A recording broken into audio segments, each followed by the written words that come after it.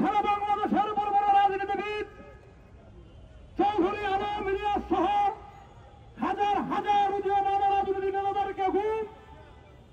আজকে তারই প্রতিবাদে জুলাই আগস্টে এদেশের তহিদি জনতা, এদেশের বিপ্লবী জনতারা ফাসিস্ট শেখ হাসিনা এবং হিন্দুস্থানের সেনাবাহী শাসক ফাসিস্ট শাসক শেখ হাসিনাকে নির্মমভাবে বিতর্কিত করেছে।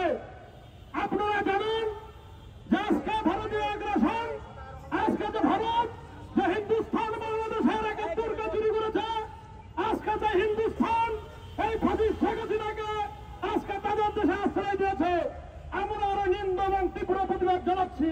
সংগ্রামী ভাইয়েরা, আপনারা জানেন যে আজকে আমাদের এই শেখ হাসিনা ফেরতের দাবিতে আজকে জাতীয় গণতান্ত্রিক পার্টি জাগবার পক্ষ থেকে মজলুম জননেতা মরহুম শফিউল আলম প্রধানের সুযোগ উত্তরসূরি জাগবার মুখপাত্র আজকে জননেতা জনাব রাশেদ প্রধানের নেতৃত্বে আজকে যে আধিপত্যবাদ এই হিন্দুস্থানী দূতাবাস ঘেরাও কর্মসূচি ছিল, আজকে পুলিশ প্রশাসন ভাইদের বিশেষ অনুরোধে আজকে আমরা এখানে সংক্ষিপ্ত করছি এবং আগামী দিন এই ফাসিস্ট শেখ হাসিনা এবং হিন্দুস্থানের আধিপত্যবাদের বিরুদ্ধে যে সকল কর্মসূচি আসবে, রাশেদ প্রধান যে সকল কর্মসূচি দেবে, আমরা সে সকল কর্মসূচি সফলভাবে পালন করব। বিজয়ের পদযাত্রা শুরু, জীবন অথবা মৃত্যু। নেতৃবৃন্দ, কর্মী ভাইরা, আইন প্রয়োগকারী সংস্থার কর্মকর্তা, আসসালামু আলাইকুম। মিডিয়ার ভাইরা, কথাবার্তা পরিষ্কার, ইতিমধ্যে বক্তব্য শুনেছেন, আমি বক্তব্য দীর্ঘায়িত করব না। ডাক্তার নেতৃত্বে ভারতীয় রয়ের ইঙ্গিতে 80 সালে ভারতীয় চিত্র প্রদর্শনী হয়েছিল, বিক্ষোভ হয়েছিল, আমি সহ কারাগার বরণ করেছিল 13 জন। আজকে ঘেরাও কর্মসূচিতে আমার এই বয়স 1 ফোঁটা রক্ত বের হয়েছে। আগামী দিনে যদি ভারত হুঁশিয়ার করে দিতে চাই, আলটিমেটামের আজকে প্রথম দিন, এই প্রথম দিনে 1 ফোঁটা রক্ত বের হয়েছে। আগামী দিনে এই আধিপত্যবাদ ভারতের হিন্দুস্থানের বিরুদ্ধে প্রয়োজনে সকল রক্ত ঢেলে দিব, আত্মাহতি দেব, ভারতীয় আধিপত্যের কাছে মাথা নত করব না। পরিষ্কার, সোনিয়া সিরাকে বাংলার মাটিতে আনতে হবে, ফাঁসির কাস্টে ঝুলাতে হবে, প্রয়োজনে উন্মুক্ত কোটি কোটি মানুষের সামনে উন্মুক্ত ফাঁসির কাস্টে ঝুলিয়ে বাংলার মানুষ দেখে তার অত্যাচারে শান্তি পাবে। এ বলেই আমি আমার বক্তব্য শেষ করছি। আগামী দিনে জাগপার প্রতিনিধি সেনার সাথে রাজপথে দেখা হবে। জাগপা দীর্ঘদিন ধরে আন্দোলন করে আসছে এবং জাগপা একমাত্র সংগঠন যে ভারতের আধিপত্যবাদ তার বিরুদ্ধে বাংলাদেশে প্রথম এই লড়াই শুরু করেছে। আমাদের মরহুম নেতা শফিউল আলম প্রধান এই লড়াই শুরু করেছে এবং এই লড়াই অব্যাহত থাকবে এবং এই লড়াই বর্তমানে নেতৃত্ব দিচ্ছেন আমাদের নেতা, দলের সহসভাপতি ইঞ্জিনিয়ার রাশেদ প্রধান। সকলকে অভিনন্দন জানিয়ে আজকের কর্মসূচি চলমান থাকবে।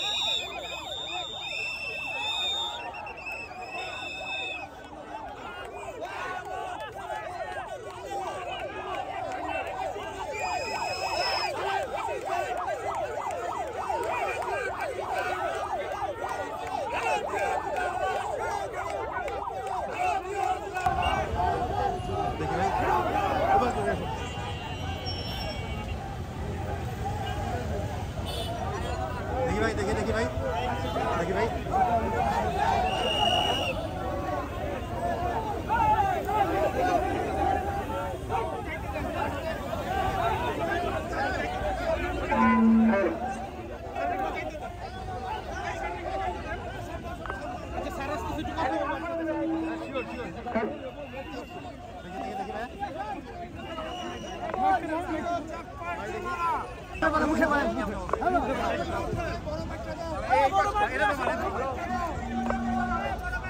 এরকমই লম্বা লম্বি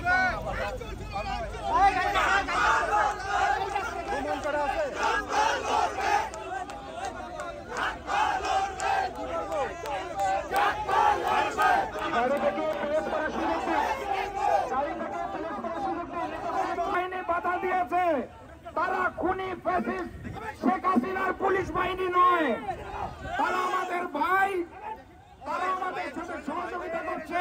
আপনারা উত্তেজিত হবেন না, অবস্থান গ্রহণ করুন।